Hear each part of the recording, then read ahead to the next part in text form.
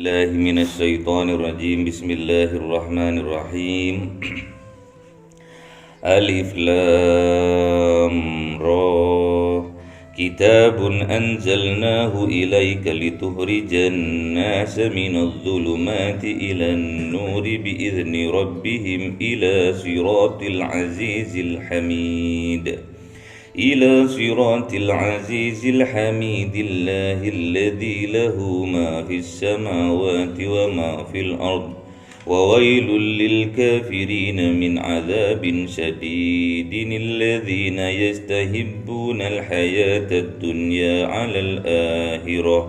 على الآخرة ويصدون عن سبيل الله ويبغونها عوجا ulaika fi dhalalim ba'id. Jadi alif lam mim ini juga lambang dari kitab, lambang seperti alif lam mim, alif lam ra. Kitabun anzalnahu ilaika. Kitab ini menjadi petunjuk, diturunkan untuk menjadi petunjuk buat kita semua. Litukhrijan nas, dan mengeluarkan manusia minadh dhulumati ilan nur, dari kegelapan, dari kebodohan, ilan nur, menuju cahaya keimanan, keislaman, keilmuan, biizni rabbihim, dengan seizin Allah subhanahu wa ta'ala, ila siratil azizil hamid, menuju jalan Zat yang maha aziz, maha mulia, hamid, dan maha terpuji. Allahilladzi lahu ma fis samawati wa ma fil ard. Allah yang memiliki apa-apa yang ada di langit dan apa-apa yang ada di bumi.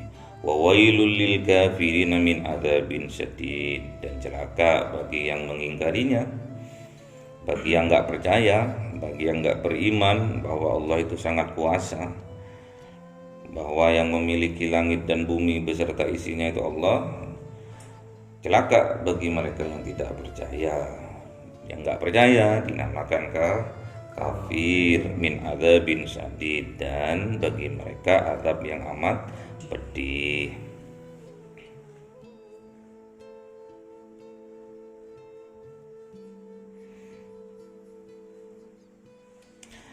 Ini yang perlu digarisbawahi. Alladzina yastahibbunal hayatad dunya.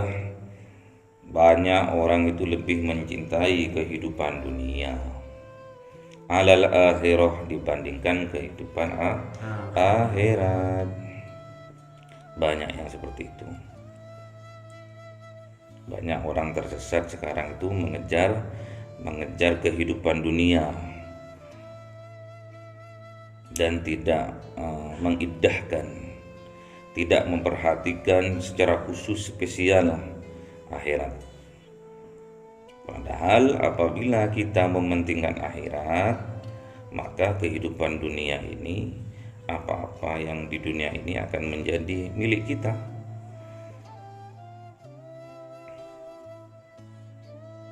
Ya, sampean tuh harus lebih memprioritaskan, mengutamakan akhirat sampean. Makanya kalau bisa sholat tuh harus tepat waktu. Dan dimanapun sampean berada, berhenti. Itu nilai plusnya sampean di mata Allah nanti. Di sisi Allah itu nilai plusnya sampean. Setiap azan sampean jadi apapun, jadi manajer, jadi direktur, jadi pemilik perusahaan, apalagi jadi kacung, harus mengutamakan akhirat dulu. Berhenti, itu nilai plusnya sampean. Gak masalah sampean sekarang jadi kacung, gak masalah. Tapi sampean sudah mempunyai mental yang kuat, itu yang akan ditanamkan, akan disupport, akan dididik sampean oleh Allah agar mentalnya sampean kuat. Kalau sampean udah, Allah langsung yang mendidik, Allah langsung yang mengajarkan ke sampean. Adam aja nggak tahu apa-apa, dikasih ilmu, kalah malaikat. Malaikat kalah, apalagi manusia. Kalau Allah langsung yang mengajari sampean, yang mendidik sampean, perantara ibadahnya sampean yang bagus, disiplin, lebih mengutamakan akhirat ketimbang dunia, yakinlah besok suatu saat sampean bisa melebihi dari pimpinan-pimpinan yang sekarang. Kan sampean bekerja di perusahaan dengan didikannya Allah langsung, mentalnya sampean sudah mental pemimpin. Mental pemimpin tuh nggak gerusak-gerusuk. Mental pemimpin tuh nggak gerusak-gerusuk, anteng, tenang.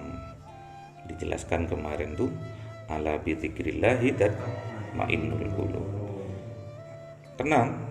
Berarti kalau sampean tenang menghadapi apapun, nggak gupuh, nggak apa, santai, nyantai, tenang. Berarti sampean lagi nyambung sama Allah. Kalau orang yang gerusak-gerusuk, nggak nyambung sama Allah. Gupuh, takut, khawatir, jauh sampean dari Allah. Inna awliya Allah la khaufun alaihim wa lahum yahzanun. Kalau sampean sudah jadi kekasihnya Allah, udah nyambung kepada Allah, tidak ada rasa khawatir dan sedih, itu enggak ada. Enjoy sampean, menikmati pekerjaannya sampean dulu, sampean cintai, bukan sampean jadi beban. Harus sampean cintai. Namanya orang cinta, yang terbaik yang sampean kerjakan. Itu masalah dunianya, apalagi masalah akhirat. Harus diutamakan tuh akhirat. Dimanapun sampean berada, yakinlah bahwa sampean sedang diawasi Allah. Harus ihsana sampean. Kerja juga ibadah. Kerja harus diniatkan ibadah karena Allah. Kalau udah karena Allah, barokah sampean kerjanya. Terus yang sampean hasilkan itu juga barokah. Terus yang sampean buat makan juga barokah. Keberkahan dalam hidup itu luar biasa.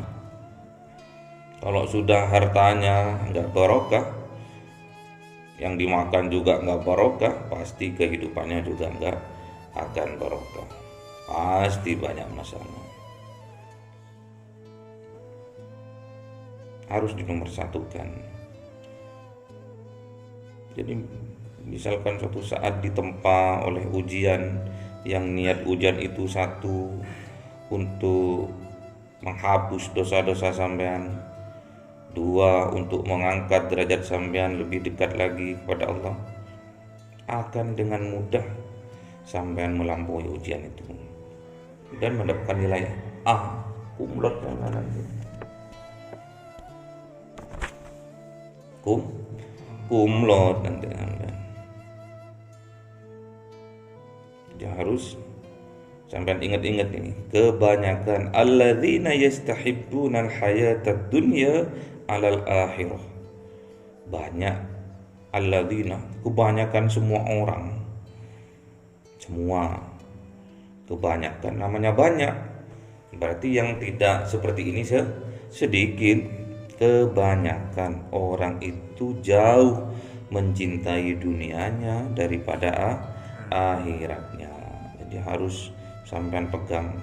Sampean mau termasuk golongan yang banyak ini atau termasuk golongan yang sedikit. Wa qalilum min ibadiyasy syakur, kata Allah. Hanya sedikit orang-orang yang pandai bersyukur kepadaku.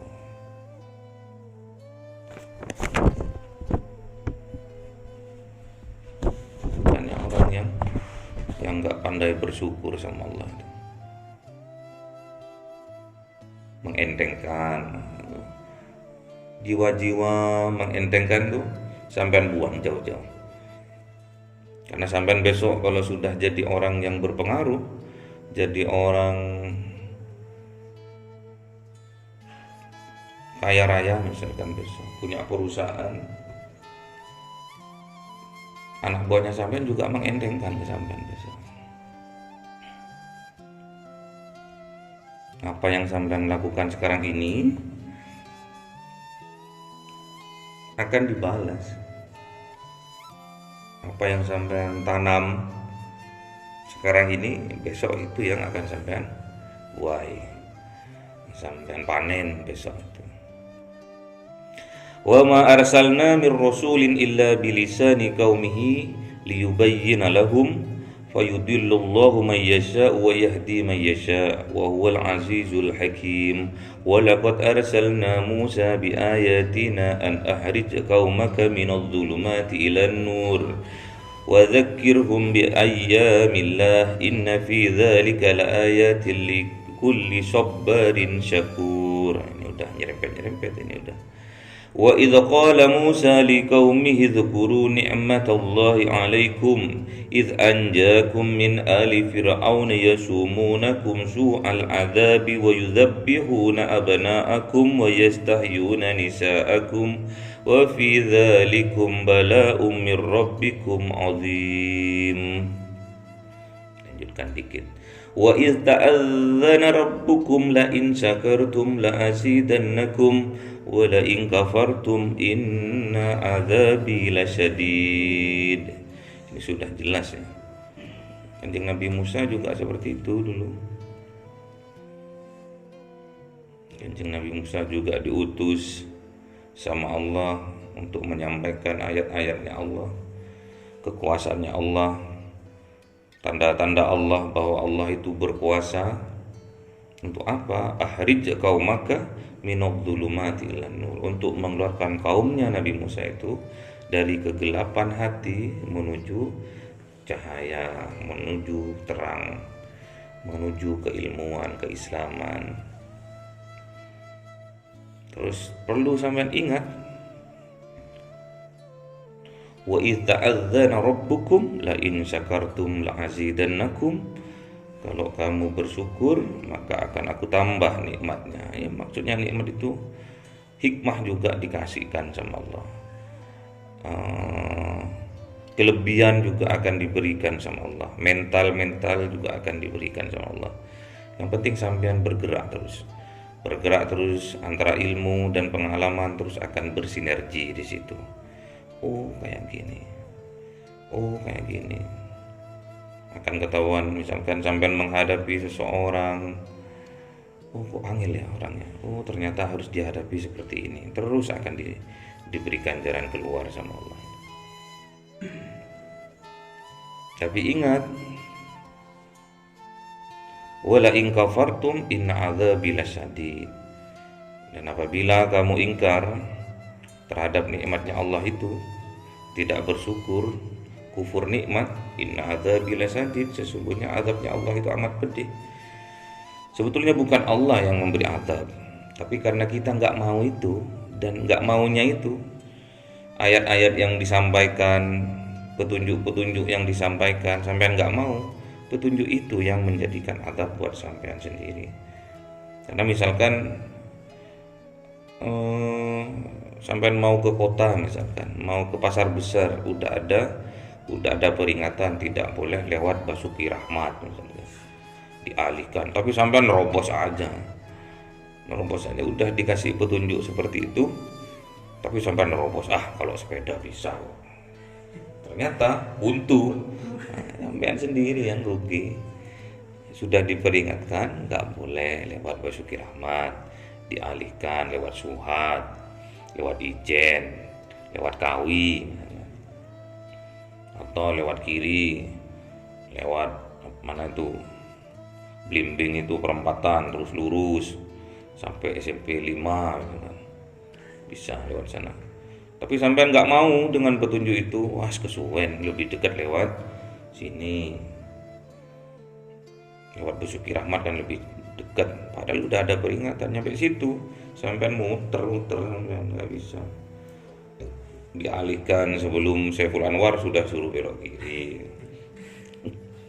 Muter-muter. Nah itu yang membuat azab, yang membuat bingung, yang membuat resah, gelisah, yaitu karena hatinya sampean benar sebetulnya. Hatinya sampean tuh ngajak sampean tuh pertama kali yaitu ayo lewat sana, ketimbang nanti ada sesuatu dilawan sama sampean, sama hawanya sampean tuh dilawan.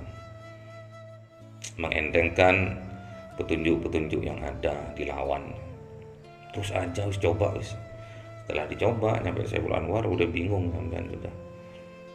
Memang ditutup total di situ.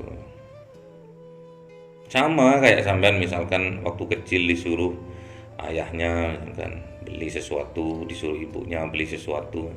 Beli suplin ke toko. Dikasih uang 1.000. Soplinnya harganya 300, balik 500. Loh mana anunya susunya? Ya ini ibu 500. Naik sekarang? Iya naik. Pasti hatinya sampean tuh bilang kamu bohong, kamu bohong. Sampean dididik sama Allah itu untuk berani gitu loh. Berani bertanggung jawab. Kalau sampean salah, berani untuk minta maaf. Dididik seperti itu sampean. Jadi misalkan sampean itu disuruh ibu atau bapak untuk beli rokok misalkan. Ada susunya 200 sama sampean mau dibelikan permen karena sampean pengen. Ngomong aja terus terang. Ini tadi soklinnya harganya 300, Bu. Terus yang 200 saya buat beli permen. Ini sisanya 500. Sampean dimarahin, ya terima karena itu risiko. Gak apa-apa, misalnya gak apa-apa Alhamdulillah kalau sampean diperbolehkan. Tapi hati sampean pertama kali itu bilang kamu berbohong. Kamu berbohong. Itu namanya fuad hakim. Fuad itu tingkatan ketiga yang menghakimi sampean tatkala sampean berbuat salah. Fuad namanya. Kamu salah, kamu bohong, kamu curang, kamu nggak boleh seperti itu. Yang membuat resah sampean itu namanya fuad. Tingkatan hati yang ketiga itu namanya fuad. Tapi kalau sampean tutupi terus suara-suara Tuhan itu, ya akhirnya mati itu suara hati itu. Nggak akan lagi ngasih petunjuk sama sampean. Pasti nggak direken, sudah ditutupi, tertutup, berlapis, terhijab. Akhirnya petangnya itu membuat petang hati sampean itu. Membuat hatinya sampean petang yaitu. Dan terus itu, karena sudah petang, keberkahan sudah dicabut dari kehidupannya sampean. Keluarganya sampean amburadul. Anak-anaknya sampean nggak terkontrol. Terus sampean marah-marah toh, nyalakan istri, nyalakan anak. Gak usah. Kita harus feedback, harus bisa roll, harus bisa introspeksi diri kelakuan kita sebelumnya. Karena Allah ingin menyadarkan kita sebelum kelakuan-kelakuan kita itu kita tobatin, kita ingatin, kita akuin kesalahan itu di hadapan Allah, itu belum termaafkan itu. Sama halnya sampean besok misalkan sampean nyolong sandal yang dicolong punyanya temannya, sampean tahu itu punya temannya, sebelum sampean minta maaf, sandalmu dulu tak colong, itu nggak akan termaafkan. Walaupun sampean secara global sampean bilang aku minta maaf ya kalau ada salah, oh iya dia memaafkan secara global. Secara khusus kalau sampean nyolong sandalnya ya nggak akan termaafkan, besok akan ditampilkan itu di hari pembalasan, besok akan ditampilkan. Lu awakmu sing nyolong nah. Ketimbang ditampilkan di banyak orang, ketimbang ditampilkan di umum, mending sampean secara khusus. Mas, yang nyolong sandalnya sampean biyen itu aku. Awakmu. Pencuri awakmu. Tapi lah isin-isin dulu. tak ganti yo iki sing nyarang. Wah, luar biasa sampean itu. Luar biasa. Mental-mental yang seperti itu yang akan merubah kehidupan lebih baik yang seperti itu. Tak kala salah kita berani untuk ambil sikap minta maaf. Tatkala sampean anak buahnya besok salah, di bawahnya sampean salah, mental-mental bijak yang tidak menghakimi langsung itu luar biasa. Udah tahu sampean anak buahnya salah, si dimarahin di depan teman-temannya yang lain, itu nggak bijak. Panggil, Mas, ke kantor, Mas. Oh iya. Kalau perlu kasih makan dulu. Soto makan dulu. Oh, udah kebiasaan bapak ini kalau ngasih makan berarti aku mau disenen. Ada yang seperti itu. Habis dikasih makan baru ini. Kamu kemarin begini ya. Oh iya Pak. Menurut kamu salah atau benar? Salah Pak. Terus apa yang harus kamu lakukan? Satu gini Pak, gini. Oh, bagus. Kerjakan. Misalkan kamu besok saya pecat gimana? Harus terima itu. Harus terima. Kalau saya dulu mau mecat anak buah ya gitu. Tak ajak ke restoran makan. Minimal ke warung makan. Sebagai saksi istri tak ajak. Kalau aku nanti dalam memutuskan gak bijak tolong ditegur. Gitu. Karena sudah mencemarkan nama institusi. Gak masalah. Tak suruh makan dulu, makan. Tak ajak makan, saya juga makan. Dia sudah gak enak makan berarti. Mohon maaf ya. Untuk Senin sampai gak usah masuk lagi. Ini pesangonnya, ini gaji terakhir. Sudah gak usah saya jelaskan kan? Sudah mulai dari depan sudah jelas tadi ya. Iya Pak, terima kasih Pak, mohon maaf. Malah mereka seperti itu. Maafnya saya maafkan, tapi untuk balik lagi ke ini enggak. Kita tetap seduluran, misalkan sampai mau ke rumah boleh, mau silaturahmi boleh. Tapi kalau dalam hal pekerjaan sudah firok, sudah cerai, nggak bisa rujuk, nggak bisa talak 3, nggak bisa balik lagi gitu. Kalau di pekerjaan itu kejujuran, disiplin nomor 1. Itu di pekerjaan, apalagi di akhirat, di ibadah, diprioritaskan sampai sama Allah. Betul-betul mentalnya, bijaknya akan keluar di situ nanti.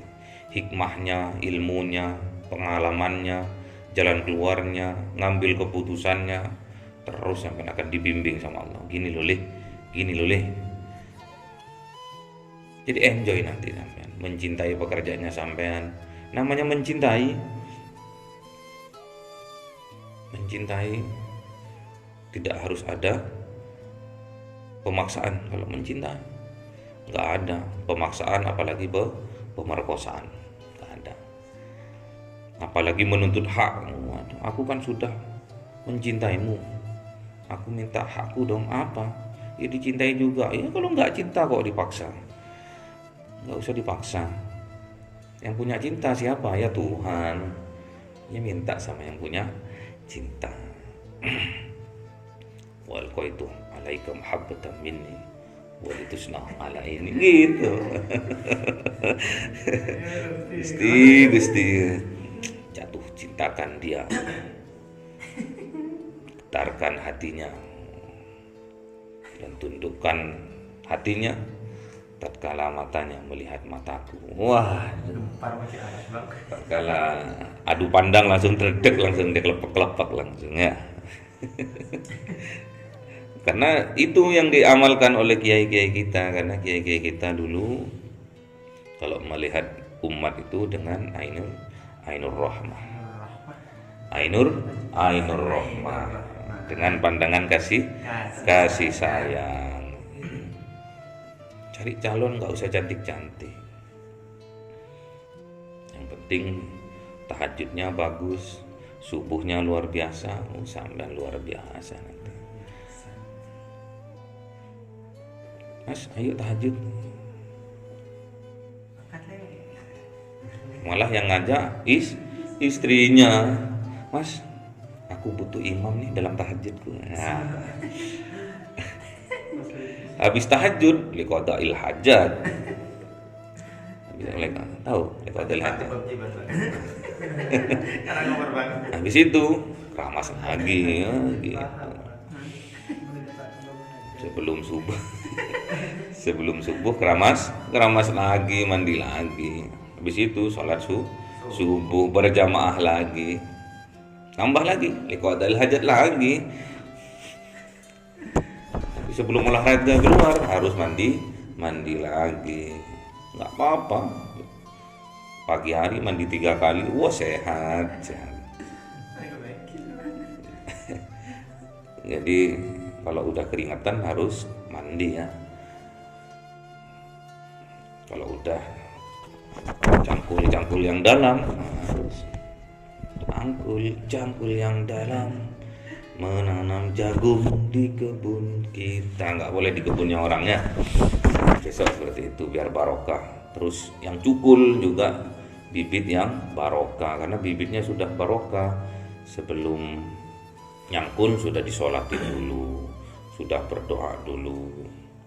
Doanya semoga Robbi habli minas sholihin. Ya Allah kasih keturunan yang soleh solehah.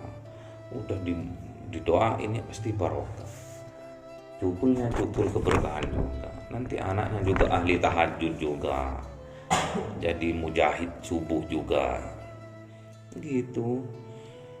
Gak usah cari yang cantik. Banyak orang yang nikah dengan cewek-cewek cantik aja, tapi berakhir di perceraian, di pengadilan. Banyak artis-artis semuanya cantik-cantik berakhir di perceraian. Gak ada cantiknya situ. Sudah tatkala sampean datang, kok lambat mas? Udah diceplos, udah dicemes-cemes. Waduh, nggak ono mesem, nggak ono ini nih. Kau duit piro? Langsung duit wis, makan tuh duit. Gitu ya. Jadi nggak usah ini ya. Nggak ada cantiknya itu sudah. Kalau di rumah tangga sudah pertengkaran, tok isinya nggak ada cantik tuh, hilang cantik ini. Cantik tuh hilang.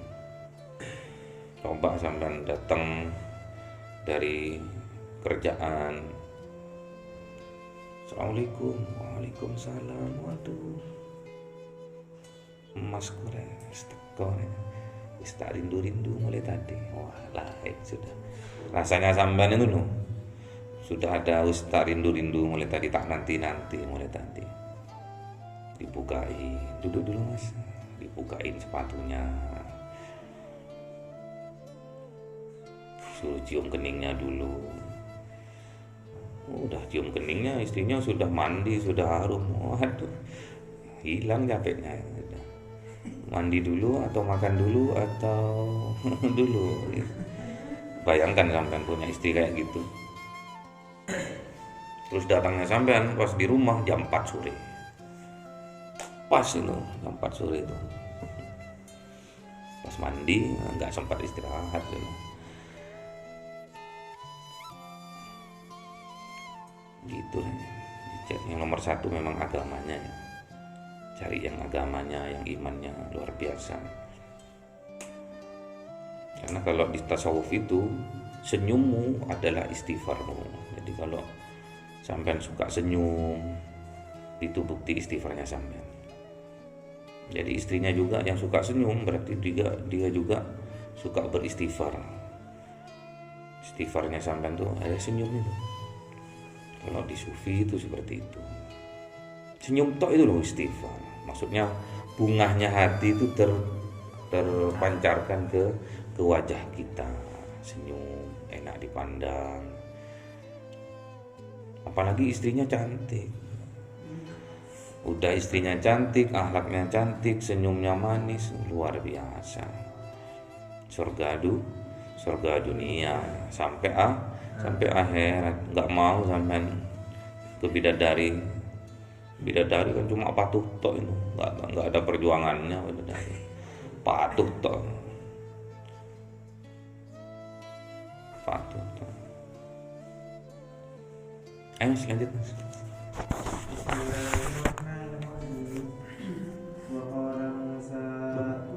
Betul.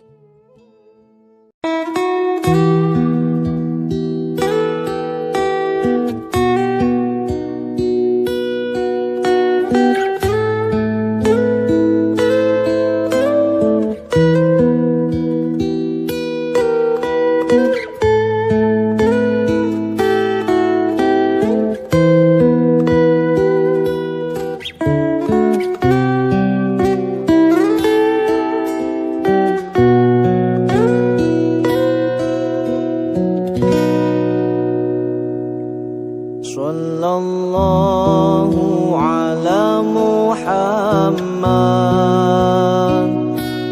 sallallahu alaihi wasallam, sallallahu ala Muhammad, sallallahu alaihi wasallam, sallallahu ala Muhammad, sallallahu alaihi wasallam, sallallahu ala Muhammad, sallallahu alaihi wasallam. Anta syamsun, anta badrun, anta nurun fawqa nurin. Anta syamsun, anta badrun, anta nurun fawqa nurin. Anta iksirun wa ghali, anta misbahu suduri.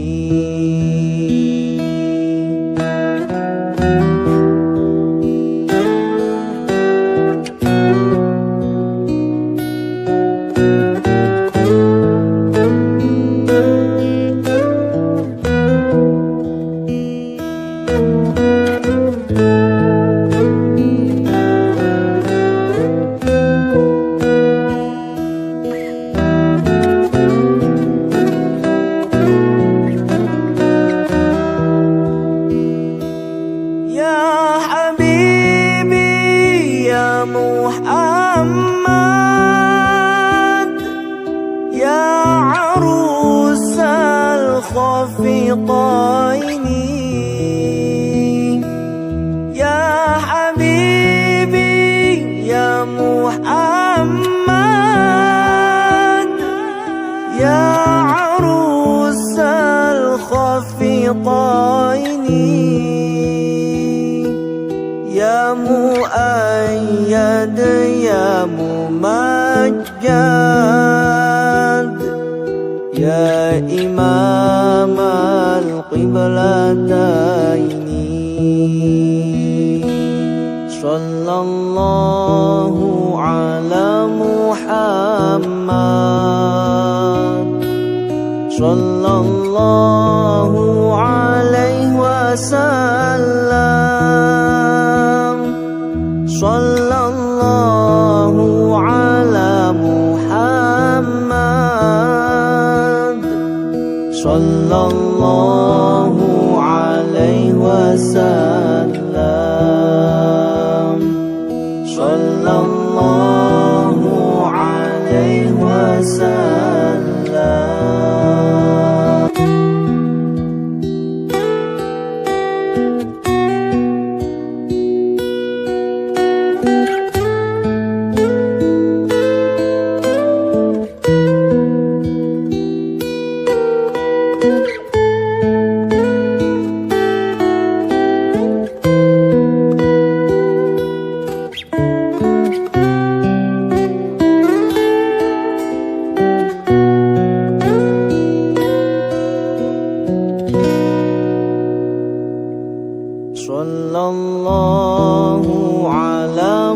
Muhammad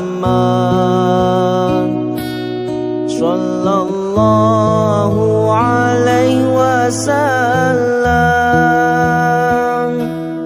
Sallallahu ala Muhammad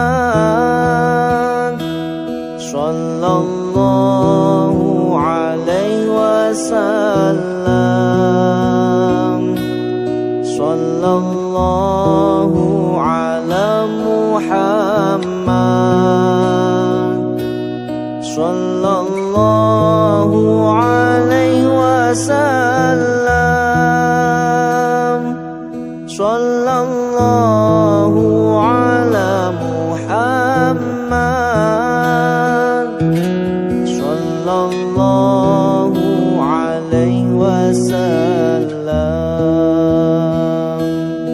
Anta syamsun anta badrun anta nurun fawqa nuri. Anta syamsun anta badrun anta nurun fawqa nuri. Anta iksirun wa ghali. Anta misbahu suduri.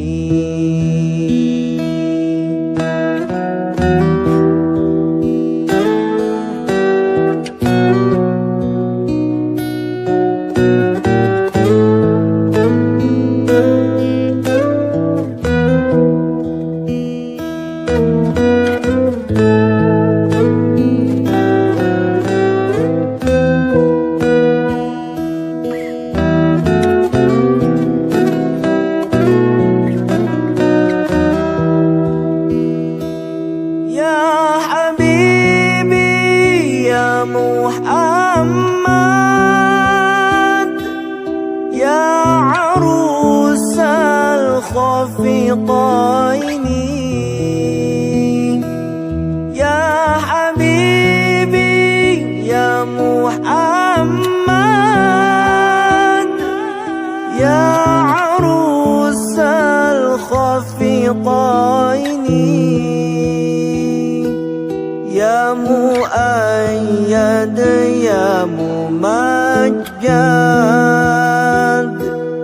ya imam al-qiblataini. Sallallahu ala Muhammad sallallahu alaihi wasallam. Sallallahu ala Muhammad sallallahu